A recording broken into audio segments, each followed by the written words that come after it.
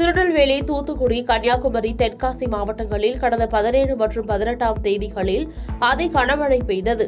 அதி கனமழையால் தாமிரபரணி ஆற்றில் வரலாறு காணாத வெள்ளப்பெருக்கு ஏற்பட்டது. இதனால் பல குளங்களில் உடைப்பு ஏற்பட்டு திருநெல்வேலி, தூத்துக்குடியில் 1000க்கும் மேற்பட்ட கிராமங்களை வெள்ளம் சூழ்ந்தது. தற்போது மழை நின்றுள்ளதால் தாமிரபரணியில் ஏற்பட்ட வெள்ளப்பெருக்கு குறைந்துள்ளது. அதேபோல் மீட்பு பணிகளும் துரிதமாக நடைபெற்று வருகின்றன. இந்நிலையில் அதி கனமழை வெள்ளத்தால் ஏற்பட்ட பாதிப்புகளை ஆய்வு செய்ய மத்திய குழு இன்று தூத்துக்குடி மாவட்டத்திற்கு வருகிறது.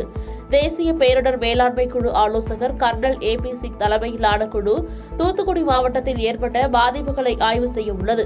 ஆய்வுக்கு பின் வெள்ள பாதிப்பு விவரங்களை இந்த குழு மத்திய அரசுக்கு அறிக்கையாக சமர்ப்பிக்க உள்ளது. பாதகம் செய்பவரை கண்டால் நாம் பயங்கொள்ளலாகாது பாப்பா. மோதி மிதித்து விடு பாப்பா, அவர் முகத்தில் உமிழ்ந்து விடு பாப்பா. அண்மை செய்திகளை உடனுக்குடன் தெரிந்து கொள்ள இணைந்திருங்கள் இயம்நாடு தொலைக்காட்சியுடன்.